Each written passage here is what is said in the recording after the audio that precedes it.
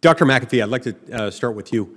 Utah has a program that allows elementary schools to partner with certain leaders in the high-tech industry to teach 4th, 5th, and 6th graders basic coding skills over a 16-week period. That this program exists is exciting. The fact that it's exciting and the fact that it's somewhat unique and rare ought to be concerning to us. Our schools teach people well, but they generally follow what some might call a 20th century model to educate people and prepare them for what has become a somewhat unique 21st century workplace. So these educators in Utah are doing great work, innovative work, by helping prepare students for the unique employment skills that they will need in the future. My question, though, is about what happens next. I think it's possible that what we think of as high-skilled jobs today could easily become tomorrow's low-skilled jobs, such that in much the same way that the high-skilled welders of yesterday, many of whom have now been replaced, at least on assembly lines for automobiles and many other manufactured products, many of them are now without jobs. So software developers today could find that in many instances, their jobs have been replaced through automation. What do you think happens when that occurs? And when we develop technology that does our coding for us? Yep, Senator Lee, it's a great question, and I like your insight that some of the jobs that we consider very safe and very prestigious today might actually flip around because of technological progress. I think Mr. Kuiper got it exactly right. We are not going to automate the work of an electrician or a plumber or a prime contractor anytime soon. That's still a human job. However, when I look around, I see technology able to do a lot of the work that a medical diagnostician does, that many kinds of lawyers do, that financial advisors do. I recently turned a lot of my assets over to what they call a robo-advisor, which generates a mathematically optimal portfolio for you and manages it over time with no human intervention whatsoever. What kind of a commission does the robot charge? Less than a human does, I'll tell you that. It's one of the reasons that I did it. So I think there could be this interesting inversion for some professions that we consider, again, very prestigious, very safe right now. They're going to see a lot of automation,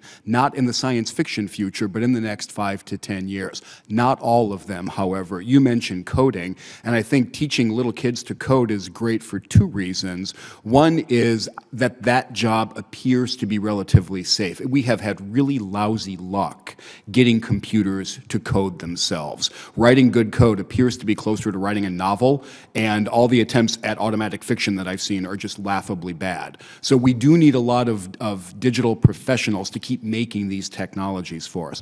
More fundamentally, though, I think the reason it's great to teach little kids to code is because it teaches them a style of very clear, very difficult thinking that will serve them very well no matter what they wind up doing with their lives. One of the efforts that I love in that area is the first robotics competition, which is spread like wildfire throughout the country, where teams of kids, teams working together, build an actual robot that competes against other teams' robot. It was started by a guy named Dean Kamen, who I think is the closest thing that we have to an Edison in America these days, who just looked around at this kind of stultifying educational system and thought it was inappropriate for a bunch of reasons. So he has grade school and high school kids build robots and go at it with each other, and it's been a runaway success.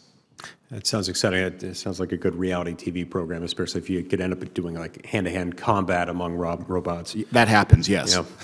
Mr. Kuiper, you talk in your testimony about the nature of the work and the value of work, both to individuals and to society as a whole.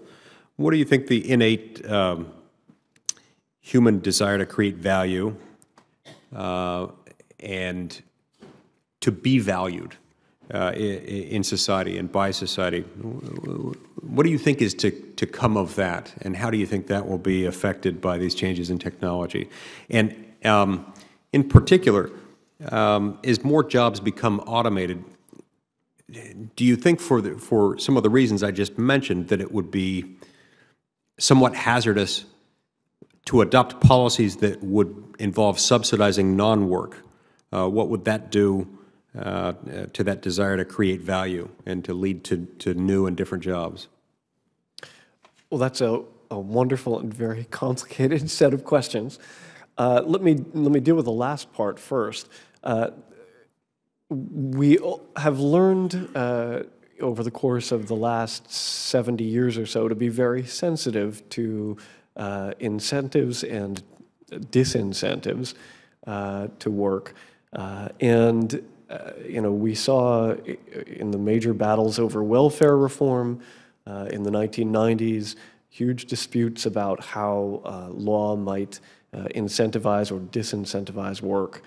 And as some people have begun to talk about universal income, guaranteed basic income as a potential policy solution to a future in which nobody has to work in some distant future because productivity is so high, all of our basic needs are taken care of, and fewer and fewer people need jobs, that's a really complicated idea. Economists have been fighting about this proposal for decades, because if you want to create such a thing, you want to structure it in such a way that you're not disincentivizing work. Some of the most interesting and creative approaches to the guaranteed income policy are approaches that structure it in such a way that they encourage good behavior, including involvement in the economy. So I think it's very likely that we'll hear people from both the left and the right really start to discuss and analyze and debate guaranteed income in the years ahead. As that happens, it's going to be important to really attend to that sensitive question that you're pointing out, the question of making sure we're not disincentivizing work, because, as you say, work is, it's not just a matter of doing something that you dislike for which you are compensated. At its worst, that's what it can, well, at its worst, it can be even worse than that. But at its minimum, it's that. But it can also be a source of pride and dignity, self-definition, and meaning and purpose in human life.